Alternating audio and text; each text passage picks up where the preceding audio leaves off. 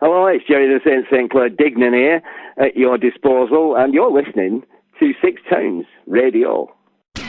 We love music. You are locked into Six Towns Radio. Okay, it's Six Towns Radio going over to telephones. We've got Dave Spikey on the line. Hello again, you all right? How are you, mate? You all right? I'm fantastic. We've got you on the phone today to talk about the Punchlines Tour. You excited to come up to Stoke again? Oh, it's always a good venue, isn't it? I mean, you get so much good comedy down there. It's got to be on, I'm not just saying that, but it is on everybody's list of theatres to put on the tour, yeah, so proper looking forward to it. Yeah, and it's called the Punchlines Tour, but it's not the Lenny Bennett story. No. Somebody mentioned that to me. So, that's going back some years, isn't it? Yeah. No, it's. I got this idea, searching for ideas for a new tour, and two things happened. I noticed when I'm out at night, wherever I am, in social situations, pub or whatever, having a curry or whatever, groups of people, they're always laughing. And I just thought, what's happening there is they're just creating their own punchlines, aren't they? It's an instinctive thing in our makeup that we have to. We have to make people laugh. I don't know what it is. You always get a joker in the pack and somebody's telling you a story of what happened that day or something they've read in the paper, and somebody will come in with a remark, won't they? And then if you get two or three of them in the group, everybody tries to top one another with it. And I thought, well, that's it. We live in a land of punchlines. Can we just make this into a tour? But this other thing happened where I was reading about the brain. I should do coffee time read about how. The brain's a pattern-making machine, and once it's made that pattern, like somebody told you a story, it doesn't have to be a joke, and you've got to the end of that story, that pattern's made, and so it recognises it immediately. So it was basically talking about, if I said, Terry from Red Road broke his leg, he's been in hospital about, and then the next day they've forgotten they've told it you. So, Terry from Red Road, you've told me he broke his leg, didn't it? If immediately, that story. And they were sort of implying that that's why people don't laugh at the same joke twice, because the pattern's been made. A punchline is supposed to be a surprise, and that surprise has been taken away. And I thought, well, as part of the show, maybe I should challenge that and see if I can give them the punchlines at the beginning of the show, which I do, I project them on the screen and in the interval. And my premise is, my hope is that in the second half of the show, I can still make you laugh at those jokes. Proper loud, proper have a good laugh at them. And then I examine the different techniques I'm going to use to do that. And it works a treat, even jokes that people know, they still laugh at, that's a small part of the show. It's all about where we find punchlines in different areas of our lives, really. Yeah, and it's something that you have to do as a comedian, to write jokes all the time and come up with these punchlines. Do you still find it easy to do? I think if your brain's wired up that way, which mine is, they're always looking for the little. The comic, I don't know, even when I was at school, when I did only English at school, my compositions and essays used to come back saying, another good essay, but why has everything got to have a comic element to it?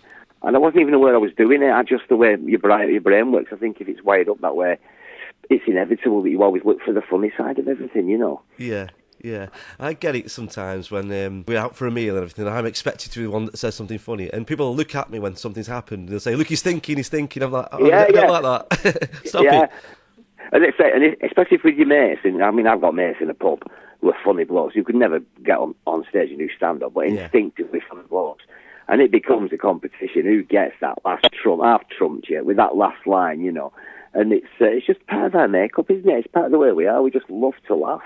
Yeah. Yeah, looking at some of the venues that you're doing Stoke Victoria on March the 14th, but they're all pretty much working class towns. Do you think that helps people want to come out and have a bit of a laugh? I think they're my best audiences. That's my background. And I think I just talk about life and ordinary life. People tell me I've not changed. Well, I've worked in the NHS for 32 years, so I'm pretty well grounded, and I think there's some elitist in comedy who say all you're doing is reminding people of stuff, and I think that's really, that's unfair criticism. That I think if you can, I think it's even harder reminding people of stuff and making them laugh at stuff that they know and they experience and they see every day, So, and that's all I do. Yeah, it's like it's coming off of the Phoenix nights and all that. It's a celebration of working class culture. That sort of, is your glass half full, is your glass half empty? Well, get a smaller glass. Come on, beers. It's all that, isn't it? Every cloud has a silver lining. That's all part of our attitude, I think, really, up this way. Yeah. You just mentioned Phoenix Nights, a live tour. It must have been strange donning the gear after all this time, Jerry. It was as if he'd never been away, bless him. He's probably been on a cruise ship, so he's probably been selling some different products in Asda. I thought he might be selling oats, Costco oats, to the tune of the Love Boat. I don't know. I love oats. They're exciting. But it was weird, but it was wonderful. It was one of the best 3 weeks with rehearsals I can remember. It was just on stage and off stage. It was such a memorable. It's quite emotional, and it was quite overwhelming in parts. Some of the reaction we got from the audiences. Sold out 16 shows, like 14,000 people a night. After all this time, that was the main thing. It was a wonderful experience.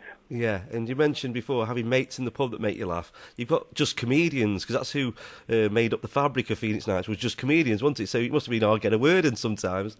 Oh, I'm the quietest one. I mean, you'd be surprised. Some of the ones who are just the quick-witted are the ones you probably wouldn't credit. You think, like Archie Kelly's probably, I think, the quick-wittiest, if you like. He's always first with the bang in there straight away, He's so funny, but they all are, and it's like it does become. I mean, they sort of congregated in our dressing room. It was me and Neil Fitzmaurice and Justin Morehouse in my dressing room, and they were just congregating there, and it just became a bit of a laugh, really. But it was, I mean, for 3 weeks, you think it would wear off. It was unique, wasn't it, Phoenix? I think because we weren't actors, we were all mates. A lot of us were mates before we started, and a lot of us kept mates since. It's just like a big party. It's just, and I think that's a great atmosphere for generating comedy, for generating, things to change and keep it fresh and stuff. It really works. Yeah, it's written from what you know as well, the working men's clubs and that sort of northern thing. Well, it's that, but it's also characters we know, because it's not exclusive. But our audiences came from the four corners of the country and beyond. From. Our first houses were, I don't know, I think at Plymouth and Essex and Aberdeen and Inverness and Isle, and the appeal is in the characters, but as you say, working class characters. My favourite character, back to Archie Kelly, is we all know somebody who just tells lies for a living, basically, Don't we? We all know somebody in the pub who embellishes. I mean, I always tell the story. I based him on a guy I met, but Neil knew a bloke who had a chippy in Liverpool who said he was part of the triads, and beating new people. But I knew this bloke, and he don't come in the pub anymore, probably since I started telling this story, but the sad thing is, they sort of believe it themselves, don't they? Yeah. So he comes in one night, it's just true, and he said, "Oh, what a day I've had." He said, "All right, what's going on? Cardiac arrest?" Me? You? Yeah, me. I was lying in watching loose women. Well, that'll do it, yeah. I was lying watching loose women, and I got all the symptoms. I got the pain in the left arm, the tingling, I got the chest pains. I thought, cardiac arrest, because I watch Oldie. I know all the signs. I said, all right, so what happened then? Been in hospital? What? No time for that. No time for that. 3 minutes, that's all you get before your heart stops properly. So I had to think quickly, think on my feet, quite a bit of Mary while I'm talking. I had to think while I'm on my feet. So what I did was I ripped the wires out the iron, and that me got it going again. Port scratches as well, love. And you're all sat there like that, staring at him going, you expect us to believe that. Yeah. But sadly enough, you do actually believe that happened. Yeah, they say it that many times that they believe it, like you said. Exactly. So as long as you paint characters that everybody goes, that's you, that is, or that's in from the public, you're on the winner. In Stoke, we've got a few people that were born here or raised here, and one of them, Slash, the rock musician who's in Guns N' Roses, and his uncle lives round the corner from the radio, and he pops down now and again. Great. He says he was in the pub, and somebody came up to him. He says, "You know who I am?" And he says, "No." He says, "I'm Slash's uncle." And he says, "Oh, you really?" But that guy had probably said it 1,000,000 times to other people, and then he actually said it to the person who it was. So yeah, that is brilliant. So we all know one. We all know one, the two, yeah. One of the things that I do before I go do a DJing gig is I watch a bit of rubbish TV, and there's programmes that I'll watch that are on demand, and things like Four in a Bed, The Guest House one, and Dickinson's Real Deal. We've all got a bit of a guilty pleasure when it comes to TV. Is that what you do as well? No, I tell you what, if you wanted just to, I like watching location, and all that, and Property Abroad, all them. You've got like a couple from Salford who don't look as though they've got two pennies to rub together going, Barry and Terry have got £150,000 to spend on the villa in Marbella. And you go, no, they've not. They're having a free holiday.